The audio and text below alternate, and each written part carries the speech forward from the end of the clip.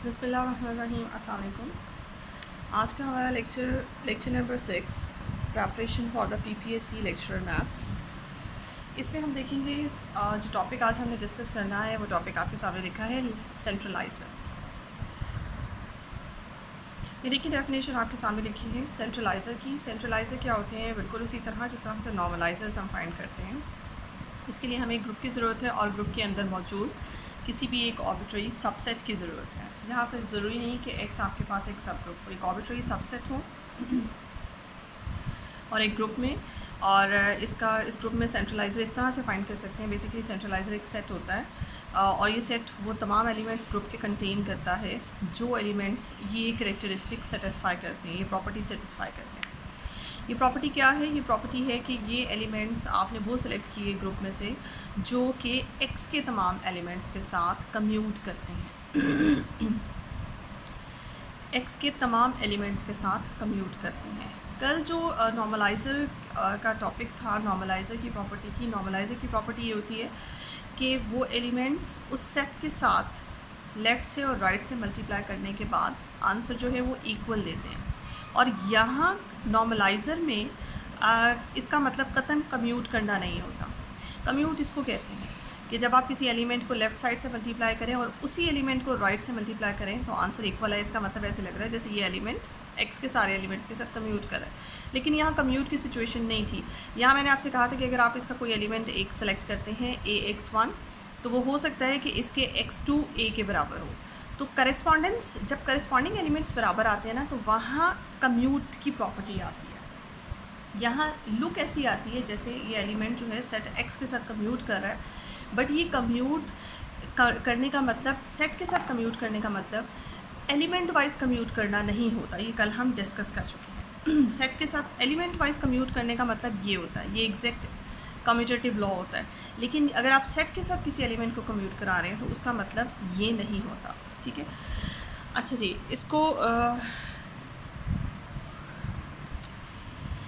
देख लेते हैं कि ये सेट जो है आपके पास सेंट्रलाइज़र बन गया। और ये सेंट्रलाइज़र जो है इसी तरह से, बिल्कुल इसी तरह से, इसी पैटर्न पे चलते हुए आप किसी सब ग्रुप का भी सेंट्रलाइज़र फाइंड कर सकते हैं। अभी तो एक्स एक ऑर्डिनरी सबसेट है, आप किसी सब ग्रुप का सेंट्रलाइज़र भी फाइंड कर सकते हैं। वो भी सेम ही, अगर एक्स एक ग्रुप सब ग्रुप बन जाए जी का, और उसके बाद आप सेंट्रलाइज़र को सेम इसी तरह से डिफ़ाइन करेंगे। इसके बाद देखा जाए तो सेंट्रलाइज़र जो है जिस नॉर्मलाइज़र की तरह सेंट्रलाइज़र भी, चूँकि आप देख सकते हैं इज़ अ सबसेट ऑफ जी। किसी भी सबसेट का जो सेंट्रलाइज़र है वो जी के अंदर कंटेन होता है, और अगर इसको चेक किया जाए तो ये भी जी का सब ग्रुप बनाता है। तो सेंट्रलाइज़र जो है वो सब ग्रुप भी होता है जी का। ठीक है जी। इसके अलावा सेंट्रलाइज़र के अंदर कौन से एलिमेंट्स आ सकते हैं? बिल्कुल इसी तरह से जिस तरह से हमने डिस्कस किया था कि हम नॉर्मलाइज़र में किस तरह के एलिमेंट्स आ सकते हैं। इसमें एक एलिमेंट आइडेंटिटी जो है ग्रुप में से, वो ऑलवेज़ हर सेंट्रलाइज़र में होगा, हर सेट के सेंट्रलाइज़र में होगा। बिकॉज ई एक ऐसा एलिमेंट है जो कि तमाम एलिमेंट्स के साथ कम्यूट करता है, इसलिए ई जो है वो लाजमी सेंट्रलाइज़र में होगा। तो सेंट्रलाइज़र जब भी आप किसी भी सेट का फाइंड करेंगे तो वो कभी भी एम्पटी नहीं आएगा, नॉन एम्पटी होगा। क्यों? क्योंकि उसके अंदर और कोई एलिमेंट ये कम्यूट वाली प्रॉपर्टी रखे ना रखे, आपके पास एटलीस्ट आइडेंटिटी एलिमेंट ऐसा ज़रूर होता है जो कि बाकी सारे एलिमेंट्स के साथ कम्यूट करता है और सेंट्रलाइज़र में जाएगा, जिसकी वजह से सेंट्रलाइज़र जो है वो आपका हमेशा नॉन एम्पटी होगा। एक और पॉइंट कि सेंट्रलाइज़र और नॉर्मलाइज़र की डेफिनेशन बहुत ज़्यादा मिलती जुलती लगती हैं, लेकिन फ़र्क मैंने आपको समझा दिया कि इसके अंदर वो एलिमेंट्स आते हैं जो एलिमेंट्स आपके सेट के एक्स सेट के एलिमेंट्स के साथ कम्यूट करते हैं, और नॉर्मलाइज़र में वो एलिमेंट्स आते थे जो कि आपके सेट के साथ कम्यूट करते थे। और सेट के साथ कम्यूट करने का मतलब एलिमेंट वाइज कम्यूट करना नहीं होता। सो किसी भी सेट का, एक ही सेट का जब आप सेंट्रलाइज़र फाइंड करते हैं और उसी का नॉर्मलाइज़र फाइंड करते हैं, तो वो नॉर्मलाइज़र और सेंट्रलाइज़र जो है सेम नहीं होते कभी भी। ठीक है, नॉर्मलाइज़र और सेंट्रलाइज़र एक ही सेट के डिफरेंट हो सकते हैं। जैसे कि मैंने कहा कि नॉर्मलाइज़र और सेंट्रलाइज़र एक ही सेट के, एक ही टाइम में, एक ही सुपर ग्रुप के अंदर डिफरेंट होते हैं, लेकिन ये इक्वल भी हो सकते हैं। ये सिर्फ एक ही केस है जिसमें ये इक्वल हो सकते हैं। अदरवाइज़ नॉर्मलाइज़र एंड सेंट्रलाइज़र जब भी आप फाइंड आउट करेंगे तो उस पर ऐसी कोई कंडीशन नहीं है कि वो सेम होने चाहिए। जब आपका वो सेट जिसका आप नॉर्मलाइज़र या सेंट्रलाइज़र फाइंड कर रहे हैं, वो सेट आपका सिंगलटन सेट हो, वो आपके सिंगल एलिमेंट्स को कंटेन करे, एक ही एलिमेंट उसके अंदर हो, तो उस केस में जब आप उसका नॉर्मलाइज़र फाइंड करेंगी तो नॉर्मलाइज़र के अंदर डेफिनेशन आती है कि आपके पास जी के वो सारे एलिमेंट्स जो कि एक्स के साथ कम्यूट करते हैं। इसको आसान लफ्ज़ों में एक्स की जगह आप लिख दें, अगर ये सेट लिख दें, और सेट के अंदर आप देखेंगे कि सिर्फ आपके पास सिंगल एलिमेंट है। अगले स्टेप में आप इसे सिर्फ जी ए इज़ इक्वल्स टू ए जी भी लिख सकते हैं, ठीक है। तो वो सारे एलिमेंट्स जी के जो कि इस ए के साथ कम्यूट कर रहे हैं, ठीक है। और यहाँ पे अगर आप फॉर ऑल ए लगा दें, फॉर ऑल ए का वर्ड भी यूज़ कर लें, ए के अंदर एक्स के अंदर वैसे एक ही एलिमेंट है, ये लिखने की ज़रूरत नहीं है, मैंने वैसे ही आपको लिख दिया। तो ये आपकी डेफिनेशन जो है ये बन जाती है, ये तो सेंट्रलाइज़र ऑफ एक्स की डेफिनेशन बन जाती है। तो इस केस में, जिस केस में आपके पास किसी सेट के अंदर सिर्फ एक एलिमेंट होता है, उस केस में सिर्फ नॉर्मलाइज़र और सेंट्रलाइज़र एक ही स्टेज पे आ जाते हैं, वो इक्वल हो जाते हैं। अदरवाइज़ नॉर्मलाइज़र एंड सेंट्रलाइज़र जो हैं वो आपके डिफरेंट ही होते हैं, ठीक है। ये ऐसी कोई कंडीशन नहीं है कि एक ही सेट का नॉर्मलाइज़र और सेंट्रलाइज़र सेम आंसर देगा। अब एक एग्जांपल आपके सामने लिखी हुई, जैसे कि मैंने आपको पहले भी कहा था कि जब हम वर्किंग करेंगे तो उसमें अपने स्पेक्ट्रिक ग्रुप S3 को और डायहेड्रल ग्रुप को ज़रूर इन्वॉल्व करेंगे।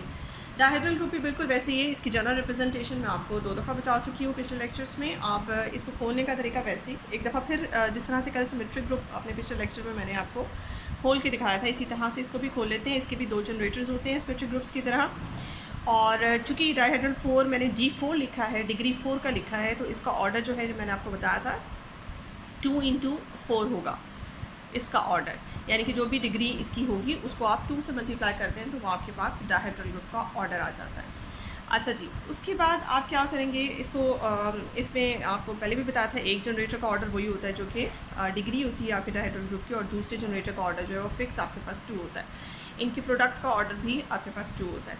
जब आप इसे खोलेंगे तो बिल्कुल वैसे ही जैसे कल खोला था सिमेट्रिक ग्रुप को, ए का ऑर्डर जो है आप पावर 1 लेंगे, 2 लेंगे, 3 लेंगे और 4 पावर लेंगे, और 4 पावर का मतलब है आइडेंटिटी, ठीक है जी, ये एलिमेंट आइडेंटिटी है। उसके बाद बी की पावर 1, बी की पावर 2 लेने का फ़ायदा नहीं क्योंकि वो भी आइडेंटिटी है। और उसके बाद वही तरीका, पहले जनरेटर से जनरेट किए गए एलिमेंट को सेकंड जनरेटर के जनरेट किए गए एलिमेंट से मल्टीप्लाई करना है तरतीब के साथ। लेफ़्ट से मल्टीप्लाई करना है A B, A square B, A cube B, ठीक है जी। अब टोटल आपके पास ये 8 एलिमेंट बन गए। अगर आप इसको सिर्फ ई लिख दें, अगर आप इसको सिर्फ ई लिख दें तो आपके पास ये देखें 8 एलिमेंट बन गए। ये जब तक आपको डायहेड्रल ग्रुप खोलने नहीं आएंगे, इस तरह से वो सारे सेट्स जो कि ग्रुप्स जो कि 2 जनरेटर्स के ग्रुप्स हैं, अगर आपको वो खोलने नहीं आएंगे, आपको इस तरह से नहीं आएगा तो फिर आपके लिए प्रॉब्लम हो जाएगा, ठीक है। तो इसलिए आपकी जो है वो ग्रिप इसके ऊपर होनी चाहिए, आपको खोलना आना चाहिए, अदरवाइज़ फिर आपको जो है वो मसला होगा। एंड जैसे कि ये आपके पास है ये सेट है इसके अंदर से, ठीक है, ये इसका कोई सबसेट है। अब आपको अगर कहा जाए कि इस सबसेट का सेंट्रलाइज़र फाइंड करें, तो सेंट्रलाइज़र आप कैसे फाइंड करेंगे, बिल्कुल वैसे ही जैसे हमने नॉर्मलाइज़र फाइंड किया था। तो वर्किंग थोड़ी ज़्यादा है। इसमें आप हर एलिमेंट को जाके यहाँ चेक करेंगे, साइड पे कर लेते हैं। अच्छा, इसमें नॉर्मलाइज़र में जिस तरह से हम नॉर्मलाइज़र फाइंड करते थे उसी तरीके से हम सेंट्रलाइज़र फाइंड करेंगे, लेकिन फ़र्क जहाँ पे आएगा वो मैं आपको बता दूँ। मैं जिस तरह से हम सेट को जाके जिस एलिमेंट को चेक करना होता था कि आपके नॉर्मलाइज़र में है, उस एलिमेंट को सेट से जाके लेफ़्ट से और राइट से मल्टीप्लाई करते थे, मैं यहाँ पे भी ऐसे ही करूँगी। जैसे मैं अगर चेक करना चाहती हूँ कि अगर इसके सेंट्रलाइज़र में 1 है तो मैं 1 को लेफ़्ट से और राइट से मल्टीप्लाई करूँगी, और ये देखिए आप दोनों केसेस में आंसर बराबर आता है। आंसर का बराबर होना यहाँ अहमियत नहीं रखता। सेंट्रल नॉर्मलाइज़र में आंसर का बराबर होना और कोई भी एलिमेंट किसी भी एलिमेंट के बराबर हो सकता था, फर्स्ट सेकंड के, सेकंड फर्स्ट के। यहाँ पे corresponding elements should be same. First element का आंसर इसके फर्स्ट एलिमेंट के बराबर ही आना चाहिए, और इस सेकंड एलिमेंट का आंसर जो है वो सेकंड एलिमेंट के बराबर आना चाहिए। और देखिए आप इक्वल आ रहा है। आइडेंटिटी तो वैसे भी सेंट्रलाइज़र में जाती है, तो सेंट्रलाइज़र ऑफ एक्स जब आप करेंगे तो उसमें आइडेंटिटी तो लाजमी होगी, यानी कि ई यानी कि 1 इस वक्त लाजमी सेंट्रलाइज़र में जाएगा। दूसरा एलिमेंट आपके पास खुद, पहले इसी के एलिमेंट्स को चेक कर लेते हैं, क्या इसके अपने एलिमेंट्स इसके सेंट्रलाइज़र में है। तो अब आप ए स्क्वायर को मल्टीप्लाई करेंगे एक्स के साथ और एक्स को मल्टीप्लाई करेंगे ए स्क्वायर के साथ। फिर आप अगला काम करेंगे, ए क्यूब को मल्टीप्लाई करेंगे एक्स के साथ और x को मल्टीप्लाई करेंगे a क्यूब के साथ। इन सब के आंसर्स देखते हैं। ये देखें जी, आपके सामने कुछ एक तो वन आइडेंटिटी जो है वो सिंपली लेफ़्ट और राइट से आपने देखा कि करस्पॉन्डिंग एलिमेंट्स बराबर आ गए। उसके बाद a स्क्वायर को देखें, a स्क्वायर x और x a स्क्वायर को देखें a स्क्वायर को आप जब मल्टीप्लाई करते हैं 1 के साथ तो आपके पास a स्क्वायर आता है, दूसरा a4 आता है, उसे सिंप्लीफाई करके आइडेंटिटी बनता है। पहला एलिमेंट पहले एलिमेंट के बराबर है और सेकेंड एलिमेंट जो है वो सेकेंड एलिमेंट के बराबर है। इसी तरह से क्यूब के साथ जब आप मल्टीप्लाई करते हैं तो पहला एलिमेंट का आंसर पहले एलिमेंट के बराबर है और सेकंड एलिमेंट का आंसर सेकंड एलिमेंट के बराबर है। बेसिकली आपने किया क्या, ए क्यूब को पहले आपने 1 से मल्टीप्लाई किया तो आपके पास ए क्यूब आया, और फिर ए क्यूब को आपने ए स्क्वायर से मल्टीप्लाई किया तो आपके पास a5 आया, a5 को सिंप्लीफाई किया तो आपके पास a4, तो आइडेंटिटी बन गया, पीछे a आया। इसी तरह से 1 को राइट साइड से आप ए क्यूब से मल्टीप्लाई करें तो आपके पास अगेन a3 ही आता है। तो देखिए ये दोनों आंसर्स बराबर हैं, एलिमेंट वाइज कम्यूट कर रहा है। उसके बाद a स्क्वायर को आपने राइट साइड से 3 से मल्टीप्लाई किया तो भी आपके पास a5 ही आता है, जिसको सिंप्लीफाई करके a आता है। और ये देखें ये एलिमेंट वाइज कम्यूट कर रहा है, चाहे आप a स्क्वायर को a3 के साथ करें या a3 को a स्क्वायर के साथ करें, आपका आंसर बराबर आता है। तो अब आप 1 बाय 1 के सारे एलिमेंट्स जो हैं ये उठा के डालते जाएँ अपने सेंट्रलाइजर में। ये देखें हमारा आइडेंटिटी भी चला गया, ए मैंने चेक नहीं किया था लेकिन अंडरस्टूड बात है, जिस तरह से ए स्क्वायर और ए क्यूब कम्यूट करके आपके एलिमेंट वाइज इसी तरह से ए भी कम्यूट कर जाएगा। उसके बाद आप बी को चेक करें, बी को आप मल्टीप्लाई करते हैं एक्स के साथ तो फर्स्ट एलिमेंट करस्पॉन्डिंगली बराबर आता है, लेकिन सेकेंड एलिमेंट का आंसर बज़ाहिर डिफरेंट लगता है। इसका सेकेंड एलिमेंट के करस्पॉन्डिंग होना चाहिए, इनके इक्वल होना चाहिए। पहला आपके पास बी एक्स से आंसर आता है बी ए स्क्वायर, और सेकेंड एलिमेंट का यहाँ पे आंसर आता है ए स्क्वायर बी। तो चेक कर लेते हैं कि आया ए स्क्वायर बी और बी ए स्क्वायर बराबर हैं आपस में। इसके लिए जैसे कल मैंने आपको सिखाया था सिमेट्रिक ग्रुप में, बिल्कुल इसी तरह से ये वाला जो प्रॉपर्टी होती है, इस प्रॉपर्टी को यूज़ करके हम काफ़ी ये रिज़ल्ट चेक कर सकते हैं। जैसे कि आपके पास है कि A B square is equals to 1 है, this can be written A B into A B is equals to 1। यहाँ से बी ए का आंसर रहने दें, बाकी दोनों चीज़ों को उधर शिफ्ट कर दें। B is equals to A inverse and B inverse. A inverse और बी इनवर्स को मैंने इधर शिफ्ट कर दिया। A inverse as you can see A का ऑर्डर जो है 4 है। ए को अगर ए क्यूब से मल्टीप्लाई किया जाए तो आंसर में आपके पास आइडेंटिटी आता है, तो ए क्यूब जो है यानी कि ए को ए क्यूब से मल्टीप्लाई किया जाए तो ई आता है इस केस में।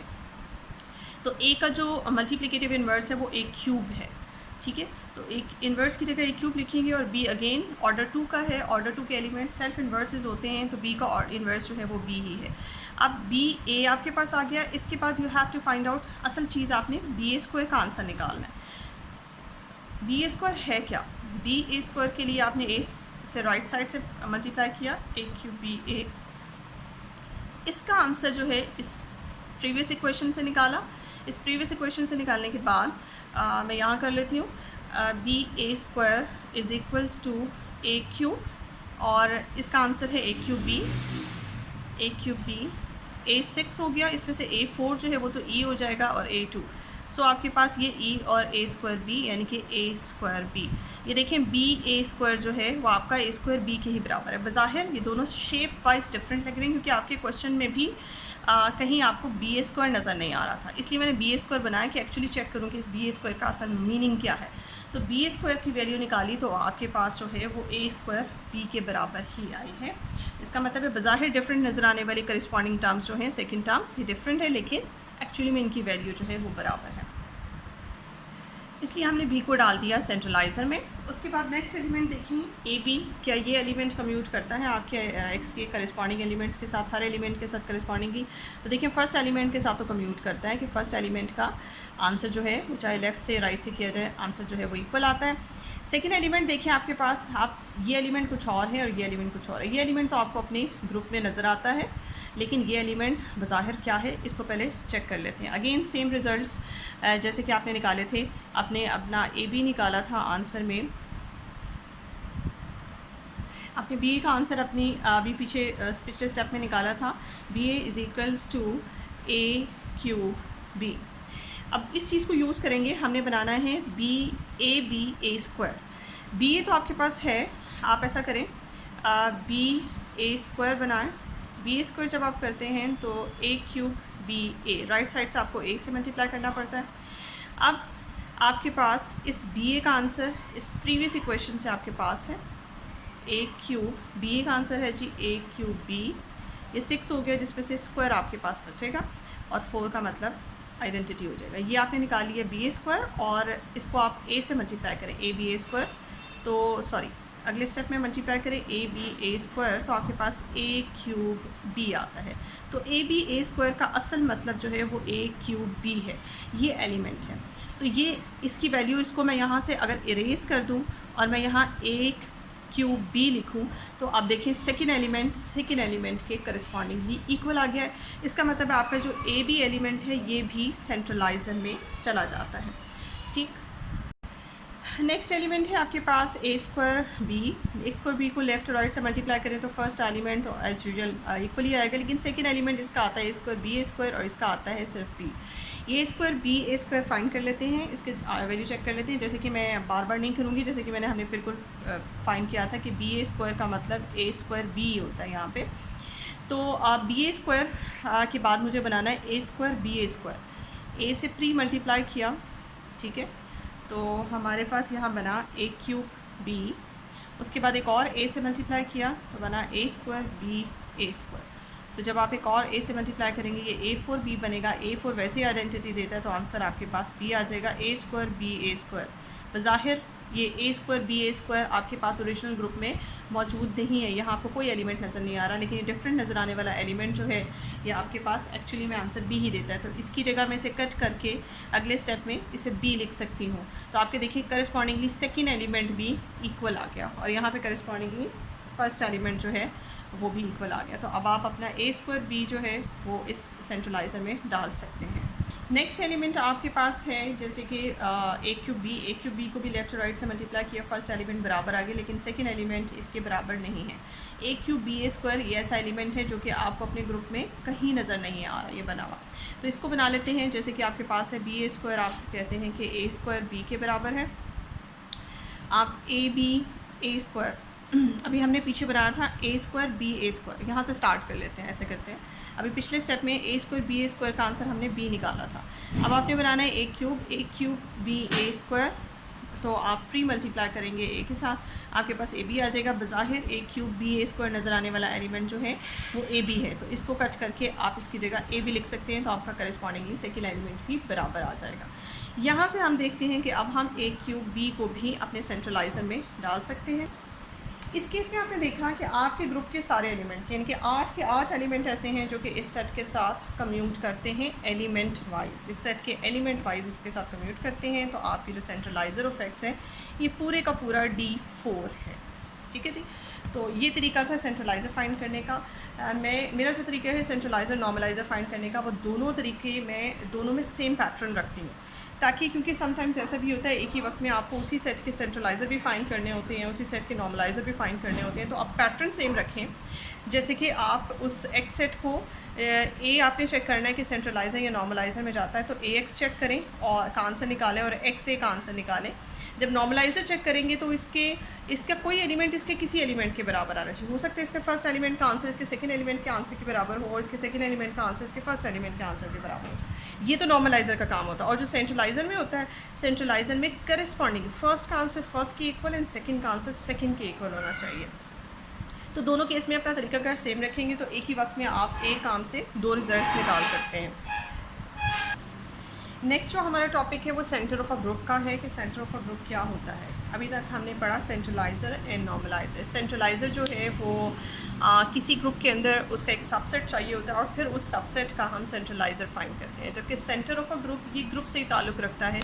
ये ग्रुप के उस पोर्शन को, फॉर एग्ज़ाम्पल अगर आपके पास जी एक ग्रुप है तो आपके पास जी के वो तमाम एलिमेंट्स इसमें आते हैं सेंटर में जो कि बाकी एलिमेंट्स के साथ कम्यूट करते हैं। अगर जी फॉर एग्ज़ाम्पल अबीलियन है, ग्रुप जो है वो कम्यूटेटिव ग्रुप है, तो फिर उस केस में आपके पास सेंटर को, पहले मैं बता दूं कि सेंटर ऑफ जी को, किसी भी ग्रुप के सेंटर को सी से रिप्रेजेंट किया जाता है, या इस तरह से इस नोटेशन से भी रिप्रेजेंट किया जाता है, ठीक है।